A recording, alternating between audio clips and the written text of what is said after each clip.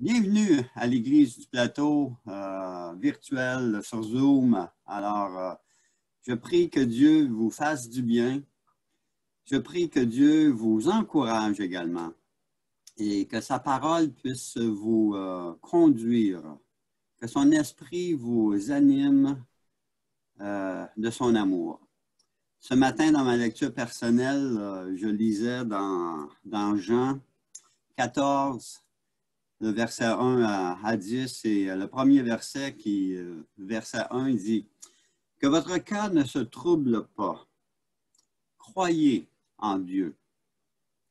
Croyez aussi en moi. » Les paroles de Jésus qui encourageait ses disciples, et nous avons besoin d'être encouragés, évidemment, et chacun de nous.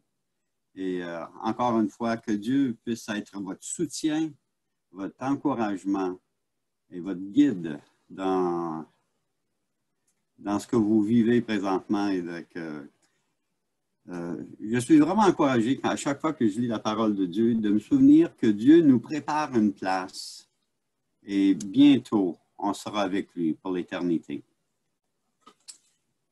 Notre frère André, je te laisse la parole. Merci, merci beaucoup, Robert. Merci à chacun d'entre vous ce matin. C'est une joie de vous retrouver. Juste avant de passer à l'explication de ce texte et de le regarder ensemble, j'aimerais exprimer mes vœux de bonne année à ceux qui n'ont pas pu être avec nous la semaine dernière et vous dire que dans les prochaines semaines, si vous avez lu le communiqué qu'on a envoyé un peu plus tôt cette semaine, nous allons avoir de la visite sur Zoom les dimanches matins qui viennent. Alors, la semaine prochaine, c'est confirmé. J'ai eu la confirmation tard hier soir que Pierre et Janine Bolduc, nos missionnaires en France, vont être avec nous dimanche prochain.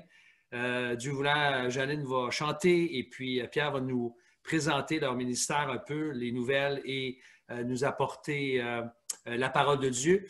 Je suis en train aussi de faire des démarches auprès de Pierre Klipfel, notre deuxième ouvrier qui est toujours pas avec nous à cause de la situation. Et puis, il y a d'autres invitations qui ont été faites aussi. Alors, j'espère qu'au bout on a 5 dimanches sur Zoom, là, incluant ce matin, mais j'espère que nous allons pouvoir, si jamais ça continue, si c'est allongé, j'espère que ce n'est pas le cas, mais si c'est le cas, eh bien, on va avoir aussi d'autres invités. Ça va nous donner l'occasion d'entendre ce que d'autres ont à nous partager, puis élargir notre vision aussi, que Dieu est à l'œuvre malgré la pandémie, bien sûr. Justement, cette semaine, nous allons reprendre nos rencontres de prière. Mercredi soir, je sais que c'est le début de la saison du Canadien, mais vous pouvez manquer la première période et puis vous joindre à nous. On veut commencer l'année dans la prière mercredi soir à 19 h. Et mardi matin, les hommes, on reprend la prière. Et c'est ça. Alors, c'est à peu près ça que je voulais vous dire avant qu'on ouvre la parole. Mais avant de faire ça, nous allons prier et demander au Seigneur de disposer nos cœurs à ce que nous allons regarder dans sa parole ensemble. Seigneur, on veut te remercier que ce matin, oui, malgré le confinement, malgré le couvre-feu, malgré tout ce qui peut arriver en ce moment, on ne veut pas perdre de vue, ô Dieu. Nous voulons nous rappeler que tu es assis sur ton trône. Tu es en train d'agir et nous savons que ta grâce est au rendez-vous. Alors, Seigneur, nous voulons te demander de nous disposer, de nous parler, de nous enseigner, de nous rassurer aussi ce matin que même dans nos faiblesses, nous pouvons être forts avec toi. Alors, béni sois-tu, Seigneur, parle-nous maintenant, nous t'en prions, au nom précieux du Seigneur Jésus-Christ. Amen. Quelqu'un a dit un jour que quand nous sommes jeunes, nous croyons que Dieu utilise nos forces. Mais en vieillissant, nous nous rendons compte que Dieu utilise plutôt nos faiblesses. On vient de lire dans 2 Corinthiens chapitre 12, Paul qui dit « En effet, quand je suis faible, c'est alors que je suis fort. » C'est une phrase qui est un peu ce qu'on appelle en français un paradoxe, une contradiction apparente. Nous sommes forts dans la faiblesse. Alors, c'est toujours dans 2 Corinthiens 12, 1 à 10. Alors, je vais regarder avec vous dans cette méditation 5 vérités, 5 points. Ça va être bref, bien sûr. Ça va être moins long que lorsque nous nous rencontrons en personne. Mais la première qu'on voit, c'est que Paul a vécu, selon ce texte-là, une expérience unique, tout à fait unique. Dans les 6 premiers versets, Paul nous décrit ce qu'il a vécu. Et il faut comprendre le contexte. Les chrétiens de Corinthe semblaient évaluer l'apôtre Paul selon les accusations de ses adversaires, qui se vantaient d'une supériorité spirituelle. Paul, juste revenir un petit peu en arrière, Paul, dans 2 Corinthiens, défend son autorité spirituelle, il est obligé de le faire, en particulier pour répondre à des accusations d'apôtres prétendus supérieurs, qui se croyaient supérieurs à lui. Et Paul nous ouvre son cœur, il va partager les visions et les révélations que Dieu lui a accordées, et comment la puissance de Dieu va s'accomplir, non pas dans la force, ou par la force, mais dans la faiblesse. Alors, les gens, les chrétiens de Corinthe, l'accusaient, ou même ils étaient nourris par ces apôtres prétendus supérieurs. Et eux s'appuyaient, ces prétendus apôtres supérieurs, sur des révélations, supposément qu'ils avaient eu des révélations, des visions. Alors, Paul se doit de répondre à leurs accusations sur leur propre terrain pour rétablir son autorité apostolique auprès des Corinthiens. Et c'est la raison pour laquelle il raconte cette expérience unique qu'il a vécue alors qu'il avait été ravi au paradis, c'est-à-dire au 3e ciel. C'est le texte, c'est l'expression qu'il utilise. Donc, dans la présence même de Dieu, Paul avait vécu quelque chose d'unique. Et il dit dans le texte qu'il n'avait pas reçu ces révélations-là comme un super apôtre, mais comme un simple homme en Christ. Hein? Je connais un homme. Il parle à la 3e personne, mais on voit bien dans la suite du texte que c'est de lui dont il parle. Et si les paroles qu'il a entendues dans cette expérience-là étaient ineffables, ça ne signifie pas que c'était une expérience tellement mystique qu'il ne pouvait pas la mettre en parole, mais plutôt que ce qu'il avait entendu ne pouvait pas être raconté de façon compréhensible dans notre réalité humaine. C'était au-delà même de notre compréhension. Et à notre connaissance, personne dans l'entourage de Paul avait vécu de telles expériences. Donc, elles semblent lui avoir été réservées à lui seul, privées, exclusivement à lui. Et ces révélations-là n'avaient pas eu pour but d'être partagées à l'Église. Paul fait simplement mentionner qu'il avait été ravi au 3e ciel et puis qu'il a vécu, qu'il a entendu ces choses-là. Et probablement on pense que c'était pour le fortifier dans son ministère, lui qui était tellement attaqué et qui vivait tellement d'épreuves. Et de plus, ils vont remarquer dans le texte, il refuse de se glorifier, de se vanter d'avoir reçu de telles révélations. Il ne le dit pas pour se vanter, c'est le contraire.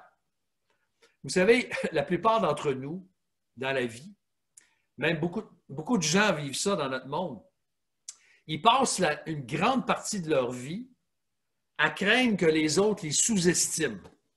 Hein, on veut que les gens pensent beaucoup de belles choses à notre sujet.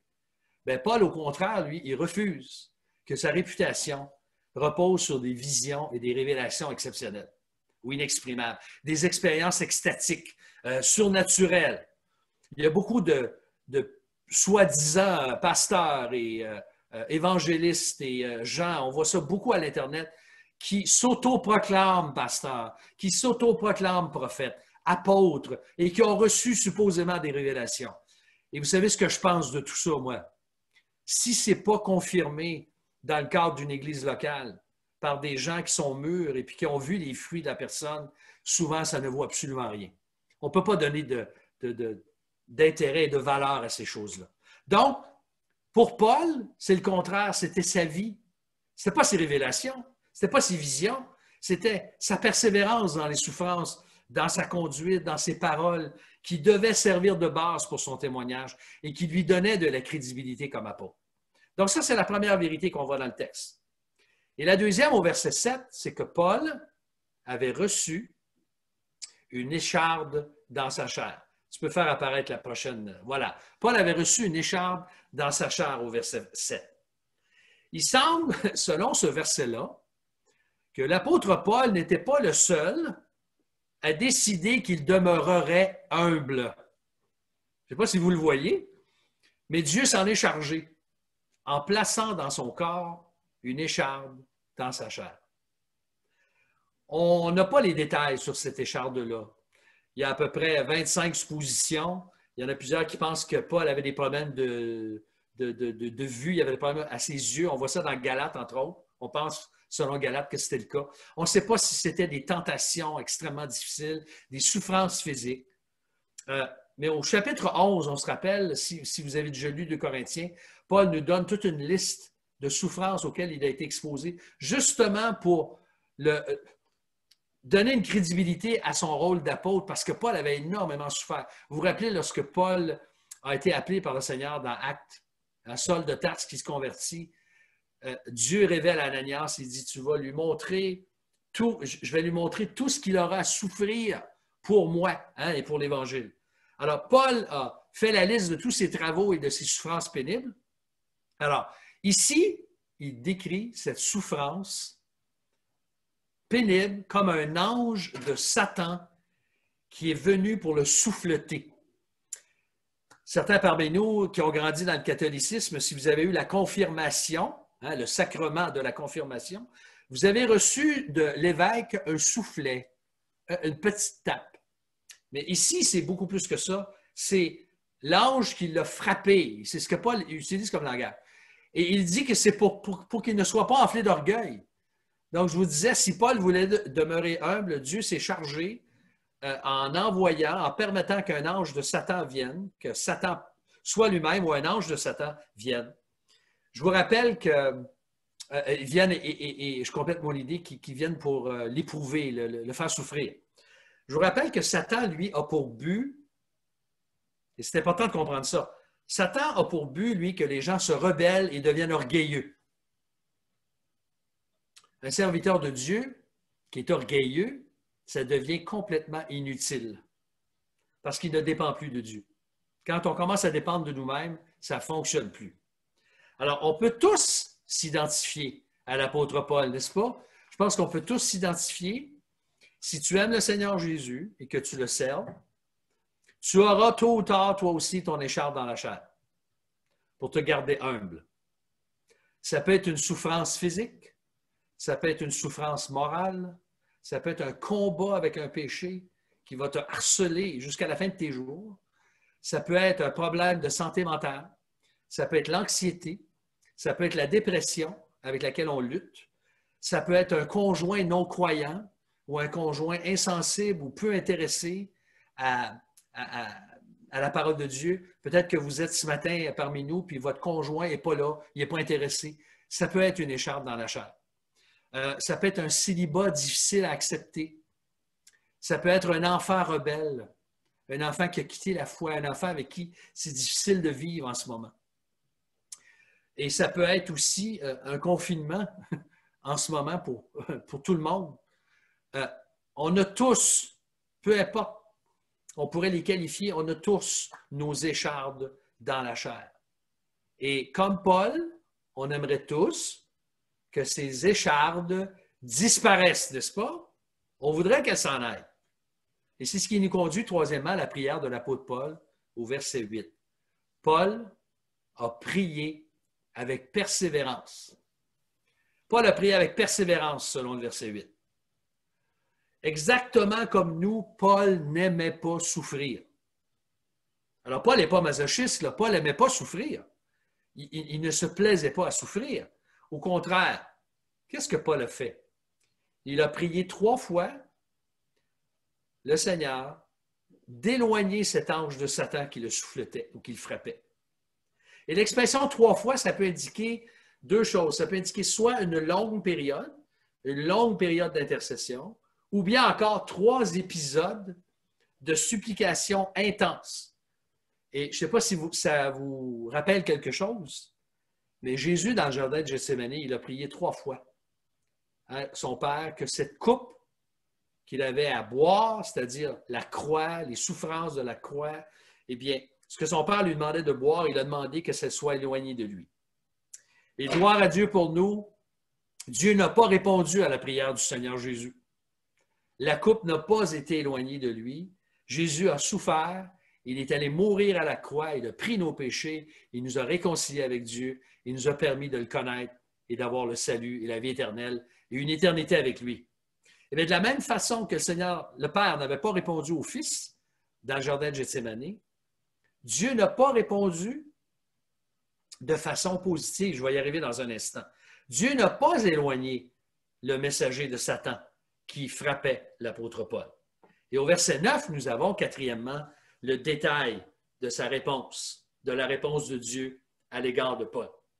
Alors, au verset 9, Paul a reçu la réponse du Seigneur à sa prière. Et savez-vous ce que Dieu a répondu? Il a répondu ceci: « Ma grâce te suffit, car ma puissance s'accomplit dans la faiblesse. » En fait, le Seigneur a répondu non, mais pas un non insensible, pas un non sec, comme des fois on est obligé de dire à nos enfants quand ils nous demandent quelque chose de complètement farfelu, on est obligé de dire non, il n'y en a pas question. C'est pas comme ça que Dieu a répondu. Il a dit, ma grâce te suffit, car ma puissance s'accomplit dans la faiblesse. Dieu a soulagé Paul, non pas en enlevant l'écharpe et en éloignant le messager de Satan, mais il a pourvu à sa grâce suffisante. La grâce divine, ce que ce texte nous enseigne, et c'est là le point de ce matin le plus important, c'est que la grâce divine peut rendre l'écharpe que nous vivons supportable, endurable. C'est pourquoi, et là je vais marcher sur quelques orteils ici, là. Ceux et celles que vous entendez dire, soit dans d'autres assemblées, soit à l'Internet ou à la télévision, ceux qui disent qu'il faut toujours être guéri ou délivré de nos luttes et de nos maladies, que si on ne l'est pas, là, on manque de foi. Moi, je crois que tous ces gens-là font fausse route. Et il faut le dire. C'est faux. C'est pas vrai. C'est pas vrai. C'est pas un manque de foi si je ne suis pas guéri.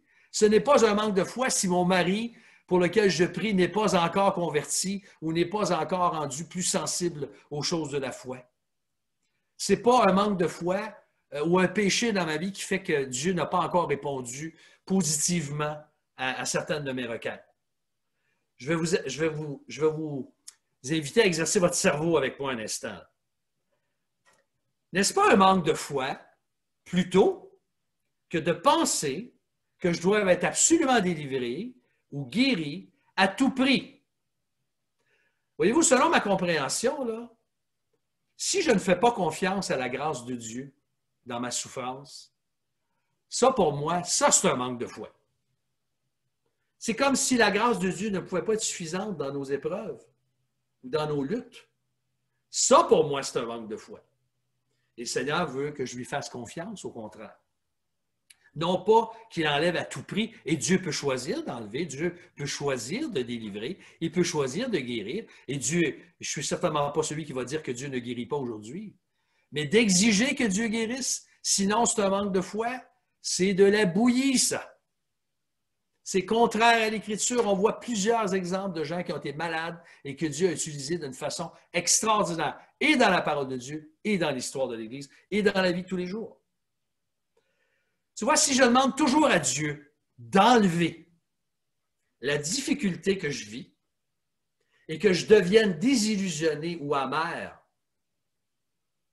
si Dieu ne le fait pas, ou si Dieu tarde à répondre, bien, j'affirme, consciemment ou non, que la grâce de Dieu, elle n'est pas suffisante.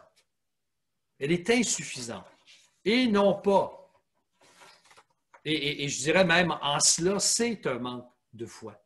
C'est un manque de foi de croire que la grâce de Dieu ne sera pas suffisante. Vous savez, quand d'autres passent par des grandes difficultés, c'est quoi souvent la réaction qu'on a? Ah, moi, je ne sais pas si je serais capable de passer à travers de ça, perdre mon mari, perdre mon emploi, etc. Et puis là, on dit, ah, je suis donc content de ne pas être dans ses souliers. Mais il y a une chose qu'on oublie, là. C'est que la grâce de Dieu, elle est suffisante pour cette situation-là. Et que si tu avais à passer par là, la grâce de Dieu serait tout aussi suffisante pour toi. Ma puissance s'accomplit dans la faiblesse. Hein, c'est la réponse du Seigneur. Il a dit, ma grâce te suffit, mais il a dit aussi, ma puissance s'accomplit dans la faiblesse.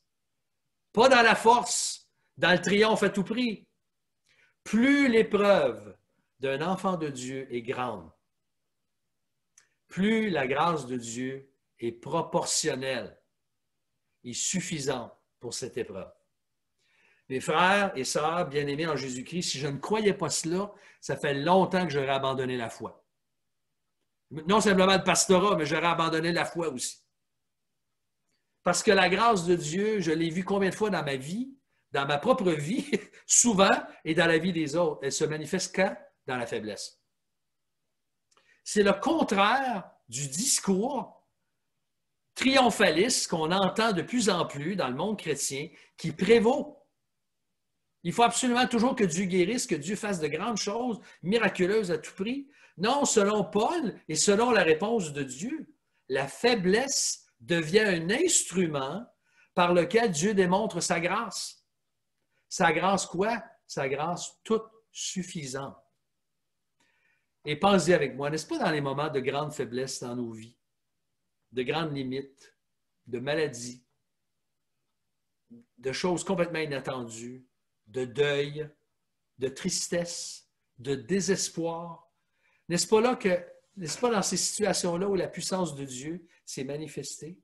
Dieu nous accorde assez de grâce à chaque jour pour accomplir ce que nous sommes appelés à faire au sein même de notre faiblesse, au sein même de nos limites, de nos maladies, de nos épreuves et de notre souffrance. Dans un sens, quels sont les moments où tu as le plus grandi dans ta vie chrétienne, sinon que dans les moments de souffrance, dans les moments de faiblesse, dans les moments de limite, d'épreuve? C'est là où on comprend que notre faiblesse est notre totale dépendance de la grâce toute suffisante de Dieu. Quand il n'y a plus rien, quand il ne reste plus d'autres appuis, je ne peux que me tourner vers Dieu. C'est là que je sais que Dieu est fidèle. Et on va terminer avec un cinquième et dernier point, ou une dernière vérité dans le texte, au verset 9 et 10.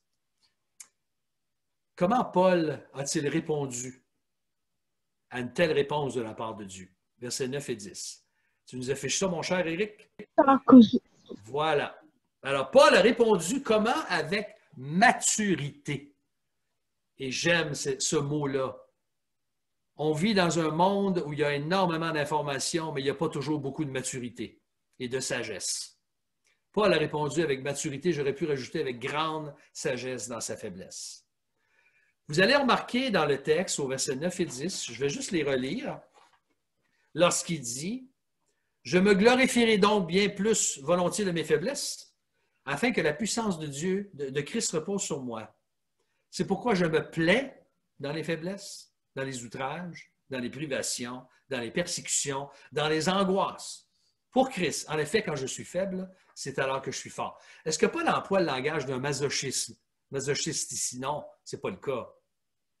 Mais on remarque en particulier que Paul n'a pas négocié avec Dieu, comme nous, on est tenté de le faire des fois. « Seigneur, si tu me réponds, je vais t'aimer jusqu'à la fin de mes jours, je vais faire ci, je vais faire ça, je vais donner mon offrande. » Ben, non, commence à la donner maintenant. Attends pas la réponse de Dieu, c'est clair dans l'Écriture que tu es supposé soutenir l'œuvre de Dieu. N'importe quoi qu'on peut donner comme condition à Dieu. Paul n'a pas négocié avec Dieu. Il ne s'est pas résigné avec amertume à la situation. Il reprend le langage de se glorifier. Il reprend le même langage qu'il avait utilisé depuis le chapitre 10. Parce que ce n'est pas simplement au chapitre 12 qu'il parle. Il faut se glorifier, ce n'est pas une bonne chose. Il va le faire. Chapitre 10, chapitre 11, chapitre 12, toujours pour retrouver cette autorité comme apôtre face à ses prétendus apôtres prétendus supérieurs. Alors, Paul ne se glorifie pas de son malheur. Il avait compris la leçon que le Seigneur voulait lui enseigner. C'est quoi? Quelle était cette leçon? La puissance de Christ se manifeste non pas toujours dans la victoire, non pas dans le triomphe à tout prix, mais dans sa faiblesse. Et ça, frères et sœurs, je suis le premier à le dire dans ma propre vie, j'ai besoin d'apprendre à glorifier Dieu même dans ma faiblesse. Parce que la faiblesse humainement, elle nous amène à penser qu'on n'est plus capable, alors que Dieu veut manifester sa grâce dans la faiblesse. Il ne reste que la puissance de Dieu qui se dévoile. Tu vois, dans nos victoires, la tentation est toujours de nous vanter, de nous croire meilleurs que les autres, de nous penser supérieurs. béni plus que les autres. C'est pourquoi la faiblesse dans notre vie, Dieu l'utilise, moi je dirais comme une espèce de garde-fou, une clôture qui nous empêche de dérailler. Elle nous garde humbles. Elle nous empêche de faire naufrage en tombant dans l'orgueil et ou en nous fiant ou en nous confiant en nos propres forces. Paul pouvait ajouter, et je peux pas dire que je suis encore rendu là, après 40, ça va faire 45 ans au mois de mars que j'ai donné ma vie à Jésus-Christ, et ça ne me rajeunit pas, 45 ans déjà. Mais Paul pouvait ajouter qu'il se plaisait dans les faiblesses. Je ne suis pas rendu là encore. Dans les outrages, dans les privations, dans les persécutions, dans les angoisses. Mais pour Christ, c'est important. En effet, quand je suis faible, il ajoute, c'est alors que je suis fort. Alors, en Jésus-Christ, ce que Paul dit, nous sommes capables, par la grâce de Dieu, d'endurer toutes les épreuves, parce que sa grâce, toute suffisante, sera toujours au rendez-vous. Et ça, je le crois de tout mon cœur. Je vous encourage à le croire, à le vivre dans votre vie. Et si dans votre faiblesse, au lieu de chialer, au lieu d'en vouloir au Seigneur, de devenir amer, vous remerciez Dieu, que Dieu manifeste sa force dans votre faiblesse, ça va changer votre vie. Ça va changer votre conception de la vie chrétienne et vous allez devenir beaucoup plus mûrs dans le Seigneur et vous allez être une bénédiction pour les autres. Je termine par un poème qui a été retrouvé. J'ai déjà lu ce texte-là, mais vous êtes comme moi, même moi, je ne me rappelais même pas des détails. Un poème qui a été retrouvé dans les poches d'un soldat pendant la guerre civile américaine. Et il va être affiché à l'écran. Parce que je pense que ça vaut la peine qu'on le lise. Vous pouvez le lire à haute voix avec moi, avec les micros fermés, bien sûr. Mais en lisant peut-être à haute voix, ça va vous aider. Parce que je pense qu'il cerne bien ce qu'on vient de regarder dans 2 Corinthiens. J'ai demandé à Dieu la force pour pouvoir faire beaucoup. J'ai été affaibli pour apprendre humblement à obéir.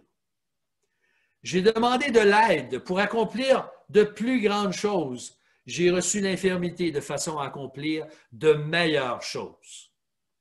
J'ai demandé la richesse. Ah, ça c'est facile, hein? Pour être plus heureux.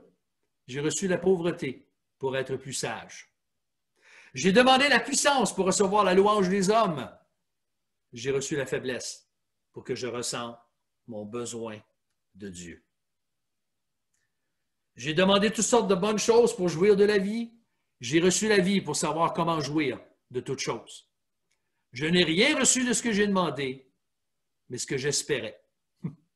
En dépit de moi-même, mes prières non formulées ont été répondues. Je suis parmi les êtres humains le plus richement béni. Quel poème, hein? Imaginez dans les poches d'un soldat, probablement qui était mort pendant la guerre civile américaine au 19e siècle. Dans toutes tes demandes, mon frère, ma soeur en Jésus-Christ, mon bien-aimé, j'ai hâte de vous voir. J'ai vraiment hâte de vous voir en personne, qu'on retrouve une normalité. Mais j'aimerais vous rappeler ce matin que dans toutes vos demandes, dans toutes vos prières, rappelez-vous, rappelle-toi que tu es fort et vainqueur dans la faiblesse. Est-ce que tu te sens faible aujourd'hui? On se sent tous faibles avec ce qui nous arrive en ce moment. Mais je veux vous dire que vous êtes tous qualifiés, tu es qualifié pour servir le Seigneur Jésus avec sa grâce toute suffisante. Que Dieu nous accorde sa grâce cette semaine, dans les jours qui viennent, dans les semaines qui viennent, dans nos combats, dans nos luttes, dans nos épreuves, dans nos limites, en gardant à l'esprit que grâce à son amour, nous sommes plus que vainqueurs en celui qui nous a aimés. Seigneur, nous voulons que cette parole qu'on vient de regarder ensemble puisse être réelle dans notre vie, que ce ne soit pas simplement des vœux pieux pour cette année, mais que ce soit réel et pratique, mis en pratique dans notre vie. Seigneur, merci que dans toutes circonstances, ta grâce est toute suffisante. Oui, Seigneur, je pourrais dire avec mes frères et sœurs, quand je suis faible, c'est alors que je suis fort. Et Seigneur, notre Dieu, nous savons que c'est seulement en Christ, grâce au sacrifice de Christ, que nous pouvons dire une telle chose. Seigneur, s'il y a quelqu'un qui n'a pas encore la joie ce matin de te connaître, bien, je te prie que tu puisses te manifester à lui, lui démontrer ton amour à la croix du Calvaire, il y a 2000 ans pour lui, pour elle, afin qu'il puisse se tourner vers toi et trouver en toi la vraie force dans la faiblesse. C'est notre prière. Au nom précieux de Jésus-Christ, ton Fils. Amen.